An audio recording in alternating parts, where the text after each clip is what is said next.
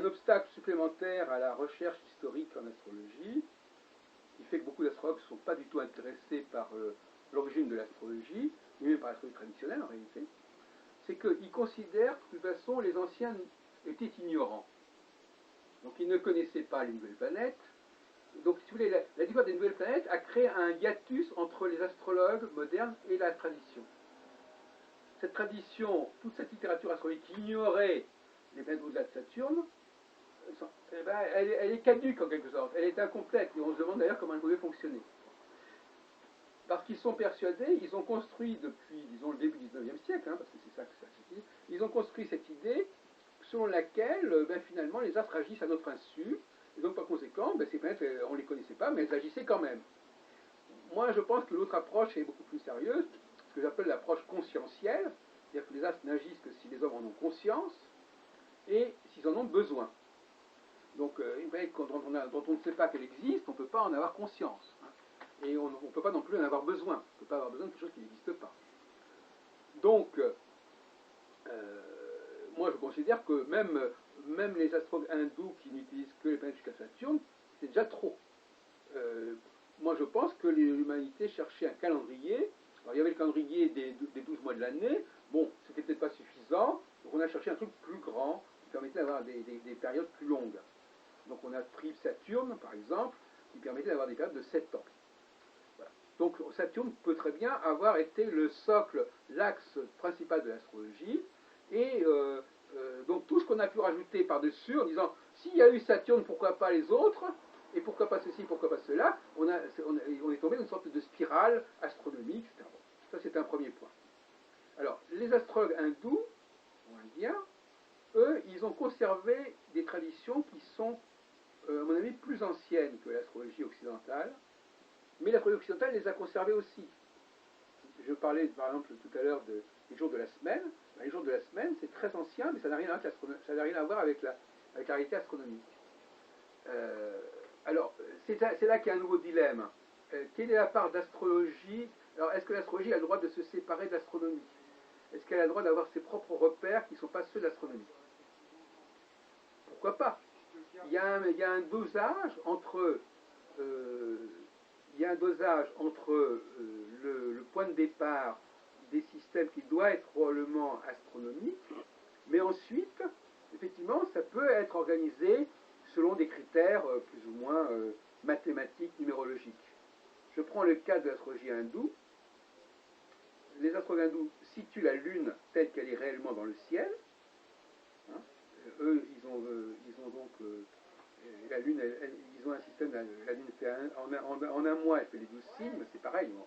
Ils situent la Lune dans le ciel, et à partir du moment où cette Lune est là, il y a une séquence de 9 cycles qui se suivent sur 120 ans, et qui n'a plus rien à voir avec la réalité astronomique. Mais ce point de départ, lui, il est astronomique. Donc la Lune est astronomique. Alors qu'est-ce que ça veut dire? Ça veut dire qu'il faut distinguer le cycle proprement dit, et la subdivision du cycle. J'ai le droit, par exemple, si je dis à quelqu'un, vous allez de tel endroit à tel endroit, moi ce qui m'intéresse c'est qu'il parte de cet endroit-là et qu'il aille à cet endroit. Comment il y va, ça c'est pas mon problème.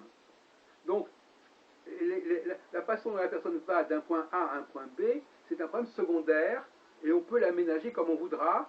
C'est un problème plus mathématique qu'autre chose. Donc, voilà. Donc les astrologues aujourd'hui, ils ont oublié qu'il y avait un temps pour fixer un point de départ, et puis qu'après on pouvait effectivement moduler les étapes successives de façon totalement, je dirais, arbitraire. Aujourd'hui, on est passé au tout astronomique, et entre parenthèses aussi au tout mythologique, parce que les astrologues aujourd'hui, quand on leur dit il y a Jupiter, il y a Saturne, par exemple la théorie des domiciles des planètes, si je dis par exemple Jupiter est maître du Sagittaire, automatiquement l'astrologue va dire ah oui, la planète Jupiter.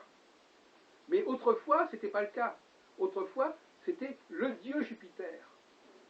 C'était la valeur Jupiter, l'énergie Jupiter, mais pas la planète Jupiter. Donc on peut très bien imaginer que par exemple la Lune, par exemple, passe par les 12 signes, et qu'il y ait 2 signes du zodiaque, le Sagittaire et puis les Poissons, qui soient marqués par la valeur Jupiter. Ça ne veut pas dire qu'elle va rencontrer Jupiter, Ça veut dire simplement que la mythologie sert à dénommer les phases par lesquelles la Lune passe. Et alors là, donc il y a un problème de lecture. Je dis non. D'ailleurs, Manilus le dit aussi. Non. Le fait de mentionner un dieu n'implique pas d'aller voir où se trouve la planète qui porte le nom de ce dieu. Donc voilà encore une sorte d'erreur qu'on peut commettre. Et ce qui est intéressant aussi, c'est de comprendre l'origine du zodiaque. Alors l'origine du zodiaque, c'est tout simplement au départ les 12 mois de l'année, mais comme les 12 mois de l'année vécus du point de vue de l'être humain, des sociétés humaines. Par exemple, je vais prendre un cas simple, l'été, on ne se chauffe pas. Donc dire que le feu est l'élément de l'été est une absurdité. Quand on regarde l'iconographie, la représentation dans les almanachs, les gens, ils ont du feu l'hiver. Donc ça n'est pas, le zodiaque ne nous parle pas de l'histoire de la nature en dehors de l'homme, elle nous parle de l'histoire de la nature vue et vécue par l'homme, à travers les moissons, à travers l'élevage, à travers des pratiques sociales. Et là déjà il y a une première confusion, quand un astrologue vous dit le zodiaque c'est la nature, non, non. Et d'ailleurs ce qui est très intéressant, c'est que la plupart des astrologues ne connaissent même pas les imageries des almanachs et des heures. Donc, voyez-vous, donc même au niveau de leurs connaissances iconographiques, ils n'ont pas toutes les connaissances voulues. De même que je précise en passant, que même les 12 maisons aussi avaient des représentations autrefois, encore au XVIe siècle, par exemple la maison de la mort a été représentée par un squelette qu'on retrouve dans le tarot. C'est un problème. Mais là aussi, si on veut étudier les passerelles entre le tarot et l'astrologie, il faut aussi connaître bien l'iconographie. Or, il y a des éléments iconographiques sur les maisons, sur les mois, qui sont complètement sortis du champ de l'astrologie traditionnelle. Sans parler de ce qu'on a dit tout à l'heure sur les étoiles. Parce que justement, un des grands responsables de ce sont les aspects. Là, je crois que s'il y a un domaine où il y a une très grande confusion, ce sont les aspects. À quoi servent les aspects astrologiques? Les aspects astrologiques ne servent pas à relier les planètes entre elles, ils servent à relier les planètes avec les étoiles. Ils servent éventuellement à relier les planètes avec les pointes de maison. Mais les planètes n'ont pas à être reliées entre elles. Chaque planète est un monde à part, et donc l'astrologie a voulu les connecter, les astrologues modernes a voulu les connecter entre elles. En réalité, la vraie connexion, c'est l'aspect de l'étoile par rapport à la planète. C'est pas l'aspect de planète à planète. Parce que si vous commencez, parce que les planètes sont fixes, donc là aussi il y a une dualité intéressante. Moi, je ne voudrais pas revenir là-dessus parce qu'il y a aussi le problème de savoir si la Lune est masculine ou féminine. Il y a d'autres sujets comme ça. Apparemment, la Lune, en réalité, en Inde, est masculine, non pas féminine. Et c'est pourquoi elle est très active et elle bouge beaucoup, alors que c'est l'étoile qui est plutôt féminine et qui ne bouge pas. On pourrait revenir aussi là-dessus. Mais pour revenir au zodiaque, le zodiaque, il est issu, en réalité, de toute une représentation, une iconographie des 12 mois de l'année, mais ce zodiaque, il a été complètement frelaté, il a été complètement déformé. Donc finalement, contrairement à ce qu'on croit d'ailleurs, par exemple la théorie, vous savez que les gens croient que l'astrologie s'est construite autour du zodiaque, mais pas du tout. En réalité, le zodiaque ne fait même pas partie de l'astrologie. Parce que vous regardez par exemple la théorie des 4 éléments. Les 4 éléments qui répartissent les signes entre les 4 éléments, ben justement c'est une façon de se sortir, de ne plus se référer au zodiaque. Le fait d'associer des planètes, des dieux aux signes, ça montre bien qu'on veut se débarrasser du zodiaque et on veut mettre plutôt un système de planètes, etc. Donc finalement, contrairement à ce qu'on croit, on accorde beaucoup trop d'importance au zodiaque. Le zodiaque est en réalité une information très ancienne, mais dont l'astrologie, qui est importante en astronomie d'ailleurs, mais dont l'astrologie a essayé de se démarquer, contrairement à ce qu'on croit. On n'a pas du tout besoin du zodiaque pour faire de l'astrologie. Alors, donc ça c'est un autre point. Je voudrais qu'on parle maintenant de la question des séquences. Alors en astrologie hindoue, comme je l'ai dit tout à l'heure, le grand problème, et ça c'est un grand problème qui concerne non seulement l'astrologie, mais aussi toute la forme, tout le tarot, toutes les formes de divination. Nous avons le tirage doit servir à déterminer le point de départ de la séquence, c'est-à-dire ici et maintenant où je suis, par exemple, quelqu'un vient me voir, je détermine ici et maintenant où j'en suis, où on en est. Donc je dis à la personne, voilà, vous êtes à tel endroit de la série de tarot, ou tel endroit du cycle. Mais après que j'ai déterminé ce point de départ, le reste est immuable. C'est-à-dire que je détermine, je dis, voilà, à partir de ce moment-là, tout le reste va suivre imperturbablement et inexorablement. Ce qui veut dire que on ne peut pas jouer avec les séquences. Tout à l'heure, j'ai pris l'exemple du tarot. Ben, si effectivement, il faut respecter à la lettre l'ordre des lames du tarot. Si à un moment donné, je fais tirer une lame à quelqu'un, eh bien, j'ai cette lame-là, qui est maintenant, je fais entrer la personne à ce moment-là dans le système, et après, le système, il ne bouge plus. Donc je n'ai pas à tirer X lames de tarot. Je tire une lame de tarot, et après, le tarologue devra me dire, oui, eh bien, vous allez rester dans cette phase de cette lame de tarot pendant tant de temps, et puis après dans tant de temps, etc. C'est qu'il va falloir mettre après une dimension de temps au défilé de ces lames, mais on ne sort plus autre chose. De la même façon en astrologie, où à un moment donné, on va dire, voilà où vous en êtes du système astrologique, de la séquence astrologique, et une fois que j'ai fait ce travail-là, tout le reste doit suivre. Et donc il y a eu une déséquentialisation de l'astrologie et de la divination en général, qui fait qu'on arrive à des tirages de tarot où on sort 7 ou 8 cartes de tarot, avec le thème natal où il y a toutes les planètes qui sont en même temps et tous les signes zodiacaux qui sont au cœur. Même les planètes constituent un ordre en fin de compte. Initialement, les dieux correspondent à des états successifs. D'ailleurs, comme l'a montré Nicolas, il y a d'abord Mercure, Vénus. Donc il y a des états successifs.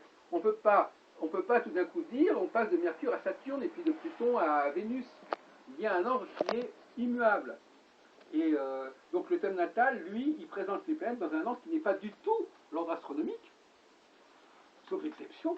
Ce serait étonnant qu'il y ait dans un thème un ordre où il y ait Mars d'abord, puis Jupiter, puis Saturne, etc. C'est assez rarissime. Bon, donc là aussi, il y a toutes les formes de... Or, qu'est-ce que ça veut dire? Ça veut dire que si on n'a pas de séquence, on ne peut pas prévoir. Il y a deux conditions pour pouvoir prévoir. Il faut déjà qu'on soit dans le général, c'est-à-dire que la personne ne soit pas isolée, ne soit pas seule dans son cas, parce que si une personne est isolée, on ne voit pas comment on prévoit. Prévoir, ça veut dire, puisque vous êtes de cette catégorie, de cet ensemble-là, et que cet ensemble-là, il a tendance à fonctionner comme ça, vous avez probablement à fonctionner comme ça. Si vous êtes un cas isolé, on ne peut pas vous situer par rapport à un groupe. Deuxièmement, s'il n'y a pas un ordre rigoureux de succession, ça ne servira à rien que je ne pourrais pas prévoir si je ne peux pas dire que dans tant de temps, on va passer par phase A, phase B, phase C, phase D. Hein. Tout ça, il faut que ce soit rigoureux. Donc, fin de compte, il y a un manque de rigueur dans la pratique divinatoire, tarologique, astrologique, qui fait on pourrait appeler ça une politique de gribouille, si vous voulez. C'est-à-dire que, alors pourquoi, vous pourrez me demander pourquoi c'est comme ça, pourquoi on en est arrivé là, pourquoi on a renoncé à des beaux agencements extrêmement à la française, si vous voulez, où tout doit être bien clair, etc., à une espèce de fouillis, de forêt vierge.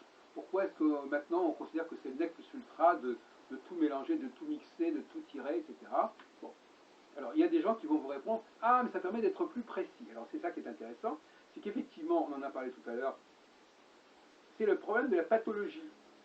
C'est-à-dire que tant qu'on est dans la norme, on a un outil qui est celui qui est normatif, mais dès qu'il y a effectivement une maladie, une pathologie, là on a le droit éventuellement de développer des techniques d'appoint qui, elles, pourraient éventuellement correspondre à ce que nous connaissons aujourd'hui. Donc en fin de compte, aujourd'hui, c'est comme si on utilisait aujourd'hui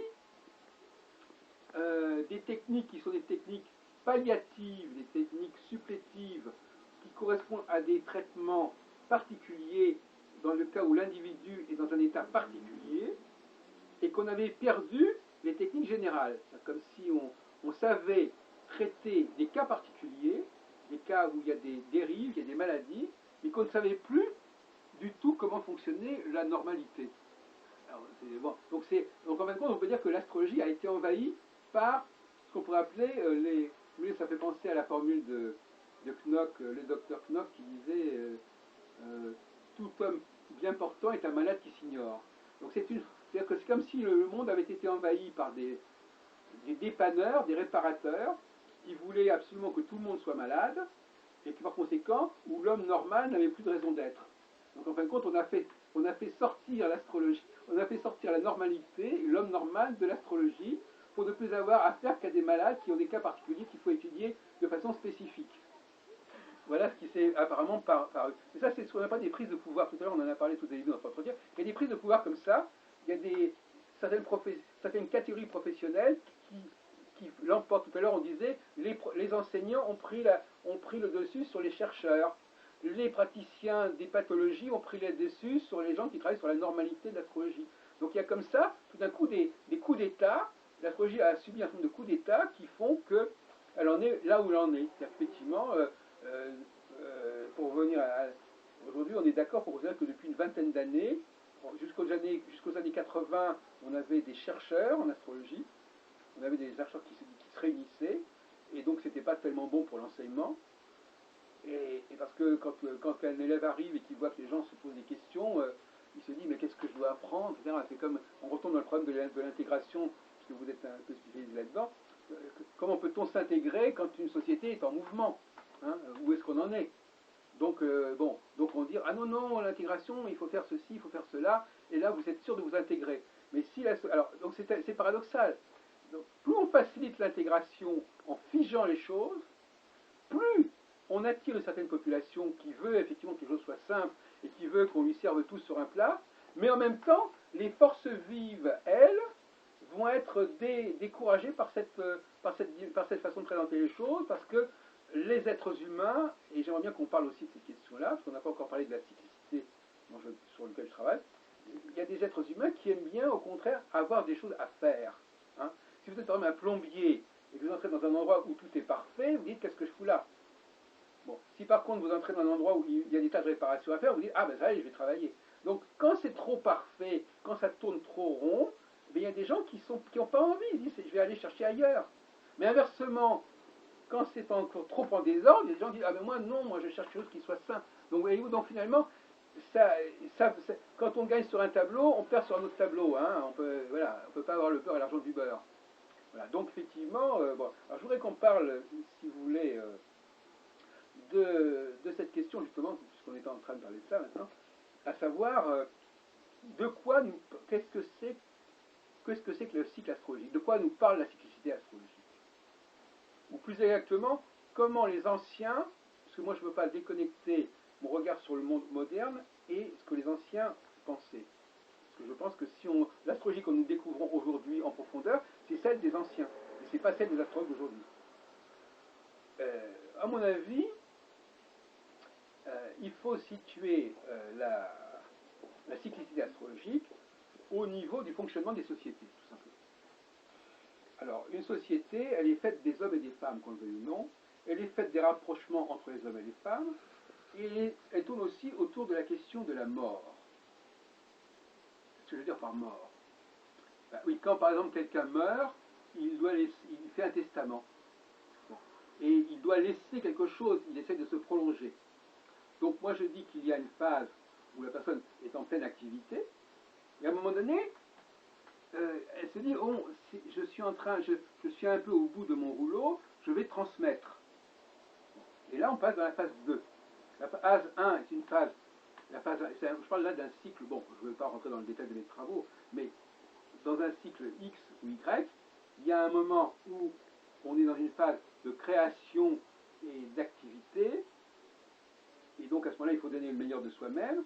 Et au moment, on doit se dire, mais oui, bon, je suis en train de faiblir, je vais transmettre. Et forcément, quand je transmets, je vais être obligé de figer. Hein. Quelqu'un, par exemple, qui dit, voilà, j'ai composé toute ma vie des ouvrages, maintenant je vais bientôt mourir, il faut que je transmette mes ouvrages. Bon, mes ouvrages, maintenant, à partir de ce moment-là, ces ouvrages, ils sont figés. Donc il y a un temps où les choses se figent.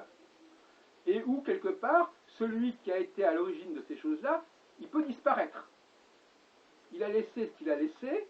Pour un exemple, imaginons un chef d'entreprise, il a créé une super entreprise, mais du moment que cette entreprise fonctionne, on n'a plus besoin de lui. C'est pour ça que parfois, je ne veux pas rentrer dedans, mais je veux dire, parfois c'est très ambigu. Il a donné ce qu'il a donné, et maintenant on peut s'en passer. C'est un petit peu la logique des choses. Bon, c'est un petit peu cruel d'ailleurs. Mais comme c'est bon, donc effectivement, toute personne qui est chef d'entreprise ou créateur ou leader, etc., à un moment donné, on va reprendre ce qu'il a fait et on va très bien se passer de lui. Voilà. Et là, ça nous renvoie au rapport entre les hommes et les femmes, qui est un sujet un peu sensible. Il y a une phase où les femmes sont dans une problématique essentiellement de procréation. C'est-à-dire qu'elles, ce qui les intéresse, c'est d'aller vers l'homme pour qu'il les enrichisse, pour faire des enfants, par exemple, voilà, ou pour recevoir, enfin, pour se, voilà, pour se formater, enfin, pour recevoir, dans une dynamique assez positive, recevoir des choses. Et quand ce temps-là est passé, à ce moment-là, il y a une espèce de décrochage qui fait que les enfants ont grandi, le père au sens, dans tous les sens du terme, c'est la mort du père. Hein. La mort du père, c'est-à-dire celui qui a créé les choses, il a donné ce qu'il a donné, aussi bien dans ses œuvres physiques, mentales ou intellectuelles, etc. Donc, on l'oublie. Hein. Et donc, effectivement, et puis, alors, si on prend un cycle de 7 ans, parce que je travaille sur le cycle de 7 ans, il y a 3 ans et demi à peu près où il y a reconnaissance du génie masculin, on peut dire, reconnaissance que l'homme est là pour donner, est la source de l'énergie, et puis à un moment donné, on passe à une deuxième phase en disant, bon, ben, finalement, on va remercier ces gens-là qui ont fait ce qu'ils ont fait, et maintenant, on va se débrouiller sans eux. Et on va donc pouvoir continuer sans eux. On va reprendre les entreprises, on va les nationaliser, on va continuer à interpréter leurs œuvres, on va continuer à exploiter leurs travaux, mais on n'a plus besoin d'eux. Donc c'est la mort du père, c'est la sortie du père. On pourrait parler en termes de saison. Il y a l'été où les choses, où on fait fructifier les choses, et puis l'automne où on commence à faire des conserves, à faire de la charcuterie, à faire des choses qui vont durer, mais qui n'auront plus la même fraîcheur qu'au départ. Voyez-vous. Donc il y a un problème de fraîcheur. La phase 2 n'est pas une phase très fraîche. Il faut travailler avec des produits qui sont déjà à peu près, qui ne sont plus, il n'y a plus la dynamique qui avait permis ces produits, et donc on va gérer les produits déjà existants, parce qu'il faut passer l'hiver, entre guillemets, et que pendant l'hiver, on mangera plus tellement de fruits frais, on va manger des biscuits, on mangera plus de la viande fraîche, on va manger des saucissons ou des confitures ou des conserves. Et puis va revenir le printemps suivant, et à ce moment-là, à nouveau, on va retrouver le même scénario, à savoir, à nouveau, le mâle dominant va devenir la référence, à nouveau, on va lui demander d'apporter sa dynamique, et puis ça va durer encore 3 ans et demi, et puis encore une fois, au bout de 3 ans et demi, et c'est un cercle, c'est un éternel retour, au bout de 3 ans et demi, on va à nouveau rentrer dans une logique de conservation, de préservation de ce qui a été acquis, et de prolongation. En fin de compte, c'est un système qui est extrêmement simple, parce que finalement, il reprend la vie des sociétés, hein, tout simplement. La vie des sociétés, c'est-à-dire comment vit-on le printemps, comment vit-on l'été, comment vit-on l'automne, comment vit-on l'hiver. Et c'est cette conception-là qui a finalement, qui est à mon avis au centre de l'astrologie, et c'est ça qui est la dualité. Et donc par conséquent, aujourd'hui, par exemple, si quelqu'un, si une femme m'interroge sur sa situation personnelle, entre guillemets, eh bien, je vais lui dire, vous êtes actuellement dans une phase qui est la phase, puisqu'on se rapproche de Saturne se rapproche progressivement de d'Antares, donc c'est une phase montante du système, donc c'est une phase où vous allez vous ressourcer vous allez vers des gens qui ont des choses à vous dire, à vous apprendre, des choses qui sont encore en pleine vie, qui sont encore en pleine recherche, et vous allez vous immerger, vous allez vous irriguer par rapport à ça, jusqu'à ce que la phase descendante vienne, et à ce moment-là, vous pourrez voler de vos propres ailes, et vous pourrez vous passer de ceux qui vous ont enrichi. C'est pour ça que la notion d'ingratitude est une notion assez importante en astrologie, puisque le passage de la phase 1 à la phase 2 est effectivement un passage où le mort, qu'il soit mort ou qu'il soit enlevé ou qu'il soit mis de côté, on s'en passe. On ne veut plus, on n'a plus besoin de cette présence dominante, cette présence agressive du changement. On passe, si on veut, de la recherche à l'enseignement, si vous voulez. On n'est plus dans le domaine de la recherche, qui est un domaine qui est quand même assez fatigant, qui est constamment creusé, recherché, etc. Et tout d'un coup, on dit, on arrête tout, on prend ce qu'il y a de bien maintenant, et on ne demande plus, on ne fait plus de changement. Hein, les changements, c'est fini pour l'instant. On va prendre ce qu'il y a et on va en tirer le meilleur possible. Et à ce moment-là, les gens qui étaient capables de faire du changement, on leur dit non, c'est plus le moment, et on n'est plus demandeurs. Maintenant, vous nous laissez faire, vous nous avez donné ce que vous avez donné, on va faire avec ce que vous avez donné. Et puis à un moment donné, évidemment, c'est comme, moi je prends l'exemple des fleurs coupées, c'est bien les fleurs coupées, mais à un moment donné, elles fanent. Et donc par conséquent, quand elles sont fanées, ben, on aimerait bien en avoir des fraîches. Donc il y a toujours un moment donné où on a besoin de... On est passé d'un stade où les choses sont desséchées, et puis à un moment donné, ça se dessèche complètement, à force de manger des biscuits, à force de manger du saucisson, à force de manger des céréales, du couscous, on est un petit peu lourd, on a besoin de choses fraîches, on a besoin de fruits, on a besoin de viande fraîche, et donc il faut redémarrer un processus. On retrouve d'ailleurs ça dans la mythologie avec Pluton et Proserpine, comme vous le savez probablement. Vous savez, la fameuse affaire de Proserpine, qui est la fille de Cérès, et qui a été kidnappée par Pluton, le dieu des enfers, et puis donc finalement au bout du compte, Proserpine est obligée de rester 6 mois de l'année aux enfers, et puis le reste de l'année elle revient vers sa mère, qui est la déesse des moissons, etc. Enfin, il y a toute une dualité qui est tout à fait au cœur du système astrologique. Et là encore, pour dire la vérité, chère madame, on n'a pas besoin de 12 signes pour dire ça. C'est ça le problème. Il y a une espèce de pléthore. On peut très bien, avec la notion de dualité, on peut dire voilà, il y a une phase A et une phase B, quitte à dire éventuellement qu'entre la phase A et la phase B, il y a des phases intermédiaires, comme il y a entre l'hiver et l'été, il y a les équinoxes. Mais on n'a pas besoin. Moi, j'ai l'habitude de dire notre cerveau, il fonctionne que sur le binaire. J'ai l'habitude de dire, quand on commence à expliquer aux gens que c'est au-delà d'un processus dialectique 1, 2, 1, 2, les gens ne comprennent plus. Donc je crois que c'est pas très sain de multiplier les facteurs. Ça, à un moment donné, les gens ils peuvent apprendre par cœur des choses, mais mentalement, ça n'a pas tellement d'intérêt. Et je crois surtout, pour terminer, que l'intérêt pour l'astrologie d'être dans le 2, c'est que ça la connecte avec tout un ensemble de disciplines, tout un ensemble de domaines sur lesquels elle a quelque chose à dire, et donc ça la désenclave. En restant dans l'histoire du 12, et d'ailleurs moi j'ai une formule qui est assez frappante, je dis, tout ce qui est de l'ordre du 2 concerne l'astrologie, et tout ce qui en astrologie n'est pas de l'ordre du 2 n'en fait pas partie.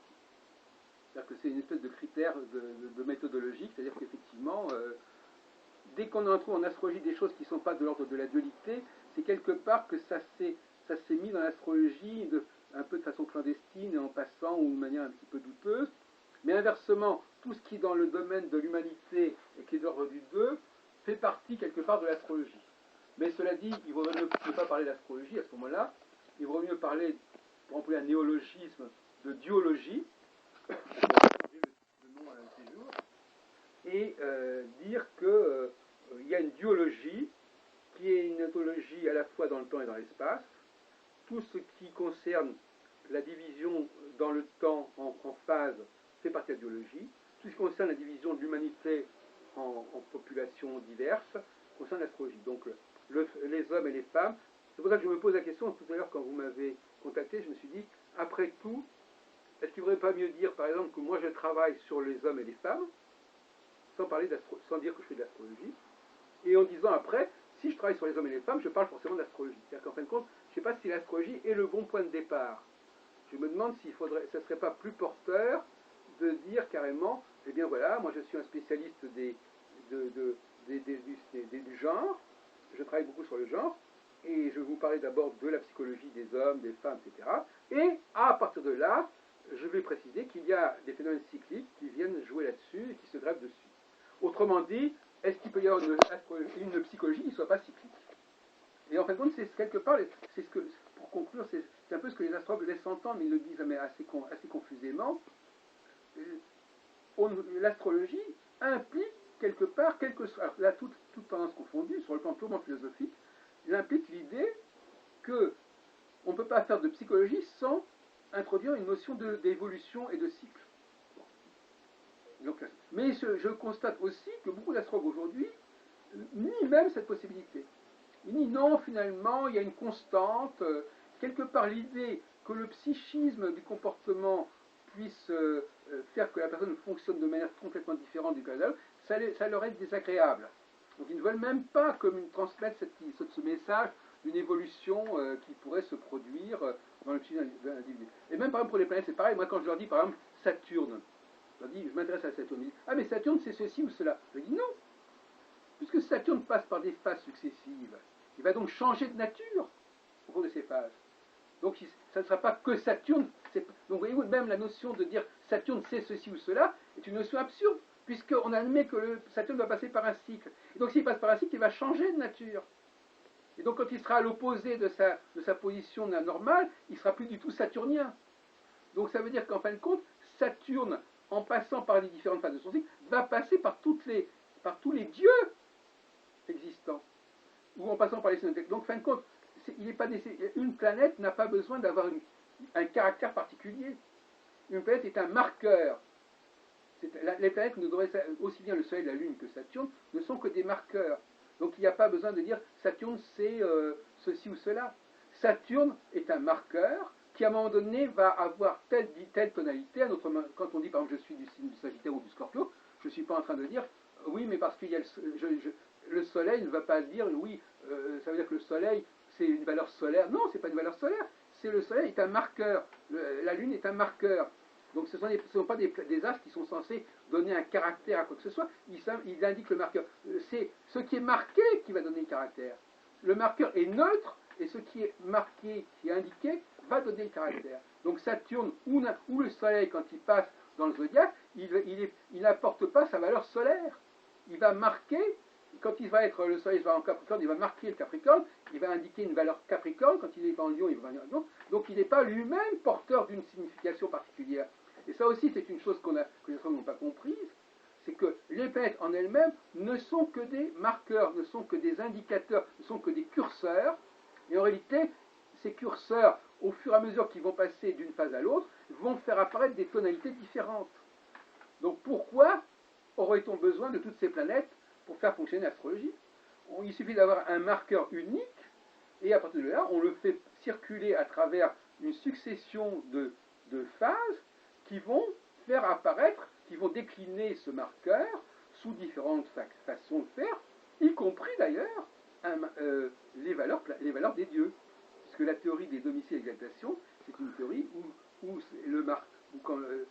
qui relie les signes avec les planètes. Mais ce ne sont pas les planètes, ce sont les dieux en réalité. Et alors dans ce cycle qui serait donc un cycle unique de Saturne, les hommes et les femmes seraient marqués différemment. Ou bien exactement. C'est-à-dire qu'effectivement, ils seraient marqués différemment. Vous avez peut-être raison, c'est une évidence. Si effectivement, ils seraient marqués différemment, mais ils seraient dans le même bain. Puisque si les femmes, à un moment donné, vont vers les hommes, comme je dis, les hommes vont effectivement donner ce qu'ils ont à donner. Hein?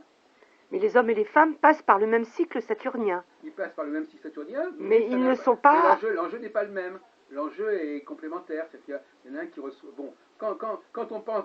Prenons par exemple le cas de la phase descendante de Saturne, quelque part, ce sont les femmes qui dominent les hommes. Puisque quelque part, elles prennent des hommes ce qu'ils leur ont donné et elles s'en passent. Inversement, quand c'est la phase montante, c'est une phase qui va être plutôt favorable aux hommes, parce que les hommes, eux, reprennent le pouvoir, ce sont eux qui sont la source, ce sont eux qui donnent la nouvelle dynamique, et les femmes, finalement, elles n'ont qu'à suivre. Donc, effectivement, on va pouvoir dire que la phase ascendante de Saturne, quand Saturne se rapproche de la conjonction avec l'étoile, une des 4 étoiles fixes royales, c'est une phase qui va amener les femmes à être relativement plus soumises aux hommes, mais avec une certaine forme, mais de façon naturelle, instinctive. C'est-à-dire qu'on retrouve une espèce de soumission ancestrale des femmes par rapport aux hommes, tous les 7 ans, et puis au bout de 3 ans et demi, il y a une espèce de rébellion, de réaction, et on dit non, bah, finalement, très bien, voilà, on a eu ce qu'on voulait, on a retrouvé on a une nouvelle provision, on a stocké des choses intéressantes, c'est les vaches grasses. Maintenant, on peut faire les vaches maigres, puisqu'on on a de quoi peupler, on a ce qu'il faut pour passer la période suivante. C'est un peu comme le cultivateur, on lui dit, bon, ben, cultivateur, voilà, vous êtes bien gentil, vous avez vous avez fait votre moisson, vous avez fait votre vendange, merci, bon, bah écoutez, vous revenez dans 6 mois, pour l'instant, on n'a plus besoin de vous, on a tout stocké, on a tout ça, on va faire du vin, etc. Donc, à un moment donné, effectivement, c'est un peu cruel, mais on voit ça comme ça. Il y a un moment donné où on dit, bon, ben voilà, ça a été fait, voilà, c'est plus à faire pour l'instant, donc on n'a plus besoin de vous. Et de la même façon, quand on a des choses naturelles, fraîches qui viennent, les gens qui ont passé leur temps à stocker des trucs, des confitures, des biscuits, on dit écoutez, bon, ça va, hein, on n'en est plus aux biscuits on a des produits qui sont dans les champs. Donc chaque fois, il y a deux économies, pour dire deux économies qui sont en alternance. Mais ce qui est dramatique, c'est quand on voit des gens, des enfants en plein été manger du pain, des biscuits, différents types de légumes comme ça, alors, et au lieu de manger de la viande et des choses. Oui, vous savez qu'il y a des gens qui sont complètement décalés parce qu'il y a des cultures, il y a une sorte. On revient à cette question, il y a des résistances culturelles qui font que les gens ne vivent pas pleinement la cyclicité. Mais globalement, c'est un peu comme ça que les choses se passent, disons. Donc si vous voulez, si on devait me poser la question, qu'est-ce que nous dit l'astrologie sur le monde? Voilà ce qu'elle nous dit. Elle nous parle des rapports entre les hommes et les femmes, et que ces rapports passent par des phases paradoxales et alternatives, et que finalement, bon, par exemple, alors si on veut parler par exemple de l'Ukraine, l'Ukraine, on est dans une phase ascendante de Saturne, et bien la phase ascendante est une phase de décloisonnement. Hein, parce que justement, le décloisonnement, c'est-à-dire qu'en fin de compte, c'est une phase d'expansion, une phase impériale, où tout ce qui est limitation, en tout cas on parlait du fait qu'un chercheur doit être quelqu'un qui n'est pas cloisonné. Bon, bah, l'homme, il n'aime pas qu'on lui dise qu'il y a une frontière à tel endroit et que là on ne peut pas bouger, et que ça c'est immuable. Ça bouge, vous comprenez? Ça bouge. La phase ascendante fait bouger. Donc quelque part, c'est normal que la géopolitique bouge. Il y a des gens qui s'alarment en disant mais c'est un scandale, on n'a pas le droit de faire bouger les lignes, on n'a pas le droit de revenir. Bon. Et c'est là cette espèce de dialogue un peu pervers entre les Occidentaux et les Russes, c'est que les Russes disent mais si on a le droit, pourquoi pas, après tout, c'était pas avant la Crimée était russe, maintenant elle est plus, bon, pourquoi ne pas changer ça? Donc il faudrait aussi quand même ne pas. Moi c'est vrai que moi je suis assez critique sur les réactions négatives par rapport à ce qui se passe en Ukraine. Je dis c'est normal que ça bouge. Après tout, l'Union européenne aussi, elle a aussi franchi des frontières. Le fait de faire bouger les frontières, c'est pas un crime. Hein, et ce serait dommage de créer une guerre mondiale parce qu'on a récupéré un morceau de Crimée ou je sais pas quoi. En revanche, quand on est en phase descendante, il faut aussi être dans la normalité. La normalité, c'est d'être en phase avec le cycle. Si en phase descendante, où on est à nouveau dans un processus où les choses se figent, ben, c'est pas le moment de faire bouger les choses. Donc, mais là, en l'occurrence, l'affaire de Crimée, elle arrive au bon moment. Alors je rappelle quand même qu'en 1989, c'était exactement l'inverse. En 1989, les choses se sont démolies, se sont défaites en Russie, etc. Et on était dans une phase descendante de Saturne, alors que là, on est en phase ascendante. C'est exactement ce que j'appelle la revanche de la Russie. La Russie a eu un lâcher-prise. On lui a dit non, non, laissez-nous tranquilles, laissez vos pays du bloc, etc. Laissez-les faire ce qu'ils ont à faire et rester tranquille. Et là, ben non, là c'est le contraire. Et là aussi, on voit bien qu'on passe assez facilement de l'astrologie individuelle à l'astrologie mondiale. C'est le même comportement. Poutine, c'est le mal dominant. C'est le type qui dit voilà, ben écoutez, non, moi je refuse, je veux modifier les choses, je veux faire que les choses se modifient. Et puis il y a les autres qui réagissent. Mais je pense que, moi j'appelle ça la dédramatisation. Il ne faut pas dramatiser. Quand un homme voit qu'une femme le laisse tomber, à un moment donné, s'il voit deux solutions, soit c'est le moment de la phase descendante, il doit dire c'est normal que je laisse un petit peu lâcher prise et que les femmes cherchent à trouver un peu leur autonomie, etc. Par contre, si en phase montante, la femme le laisse tomber, là, il y a une anomalie. C'est-à-dire qu'en fin de compte, l'anomalie, c'est est-ce que ce que les gens font à un moment donné correspond à l'état d'esprit de la phase. Si ça correspond à l'état d'esprit de la phase, il n'y a pas de raison de s'alarmer.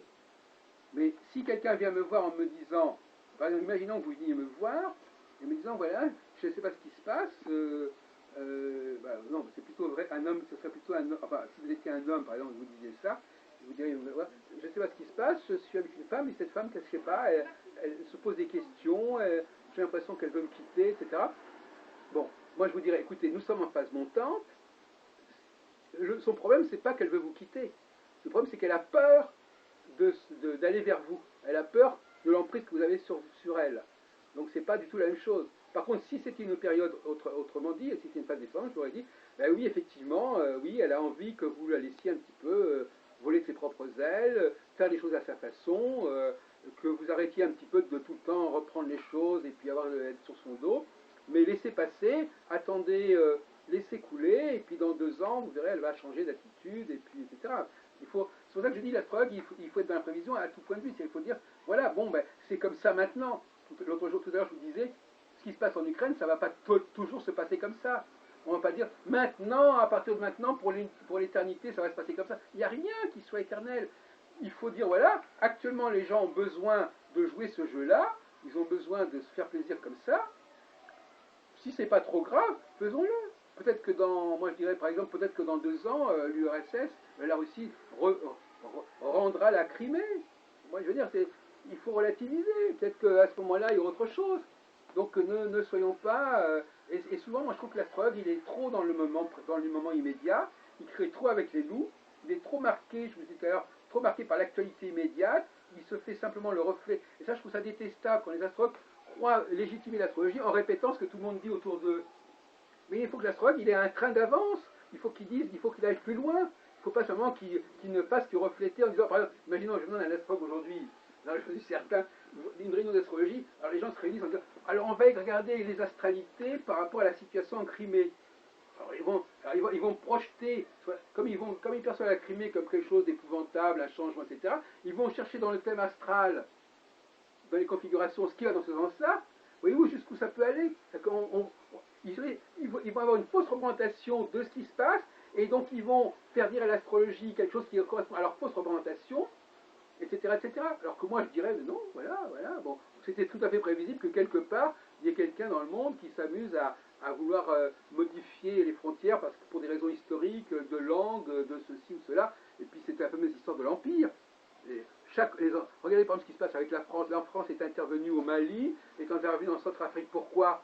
Parce que c'est la nostalgie de l'Empire français en Afrique. Personne ne s'en est spécialement offusqué de l'intervention des Français. En tout cas, c'est normal, disons, quelque part c'est normal. Bon. Et il faudrait l'accepter. Ce qui a été revient toujours. Une puissance qui a un passé impérial va toujours vouloir revivre ce passé impérial. Hein. C'est inévitable. Croire que la Russie avait jeté l'éponge en 1989 avec l'histoire du mur de Berlin, c'était d'une haute naïveté. Le démon de l'Empire russe, il n'est pas mort en 89. Hein, et on pouvait très bien le prévoir qu'il allait revenir et se représenter. Si on prend par exemple l'affaire du printemps arabe, ben c'est la même chose. Regardez, le printemps arabe, c'était il y a 3 ans. Eh bien, c'est le jour et la nuit. Quel rapport entre ce qui se passe aujourd'hui en Crimée et ce qui s'est passé en Tunisie en 2011? Aucun rapport. Tout simplement parce qu'en 2011, on était dans une phase descendante où on avait envie de dégommer les leaders en Libye, en Tunisie, en Égypte, etc. Mais 3 ans plus tard, c'est exactement l'inverse. C'est le jour et la nuit. 3 ans plus tard, Saturne est passé dans l'autre sens et le scénario de 2011, il n'est plus du tout adapté au scénario de 2014. C'est pour ça que je vous disais tout à l'heure, le temps astrologique est un temps très bref. On n'est pas en train de dire aujourd'hui, pour les siècles qui viennent, c'est ceci ou cela. Non, souvent les gens sont amnésiques. C'est vraiment aujourd'hui. Par contre, on a le droit de dire aux gens, voilà, dans 3 ans, ça sera autrement. Moi, je peux dire, par exemple, dans 3 ans, ça sera complètement autrement. En 2017, Poutine ne pourra plus faire ce qu'il a fait aujourd'hui. Bon. Et à mon avis, il faudrait mieux en profiter actuellement. S'il y a une dynamique de dépassement des frontières, eh bien, qu'on le fasse aussi de notre côté, que chacun en profite, eh ben voilà, qu'on essaie de récupérer un truc à gauche ou à droite. D'ailleurs, c'est ce qu'elle va faire. L'Union européenne, elle va récupérer l'Ukraine. De toute façon, c'est ce qui va se passer. La Crimée va rester aux Russes et l'Ukraine va rentrer dans l'Union européenne. Voilà, donc chacun, c'est gagnant-gagnant. Hein, mais on peut aussi inventer ça. L'astrologie n'est pas là uniquement pour observer ce qui se passe. Elle est là aussi pour donner des idées d'action. Si je sais que dans telle période, les choses vont se faire comme ça, j'en profite. Et j'en profite le temps que ça en profite. J'attends pas que ça vienne. Je ne vais pas dire à la personne, il va vous arriver ceci ou cela. Je lui dis, la période est favorable à ceci ou cela, tentez de votre chance, faites ce qu'il faut pour en profiter au maximum. Donc l'astrologie n'est pas simplement là comme un observateur extérieur qui regarderait les choses, elle est aussi un yoga, enfin, elle nous incite aussi à l'action. Agissez pendant qu'il est temps, et même soyez le premier à profiter du début d'un processus, parce que quand on ne connaît pas l'astrologie, on en fait quand même quelque part comme M. Jourdain, parce que c'est dans le trip, mais on peut perdre beaucoup de temps. Donc celui qui connaît l'astrologie, il peut en tirer le maximum, parce que, un, il va commencer plus tôt que les autres, et deux, il va savoir à quel moment arrêter. Donc il saura commencer quand il faut, il saura arrêter quand il faut. Et celui qui ne connaît pas, il commencera trop tard, et il s'arrêtera trop tard. Donc il y aura du déchet. Donc on voit bien comment le XXIe siècle peut être un siècle où l'astrologie pourrait jouer un rôle majeur, et où on éviterait certainement beaucoup de crises. Et où on tirerait un maximum de profit des différentes phases. Merci, Monsieur Albon.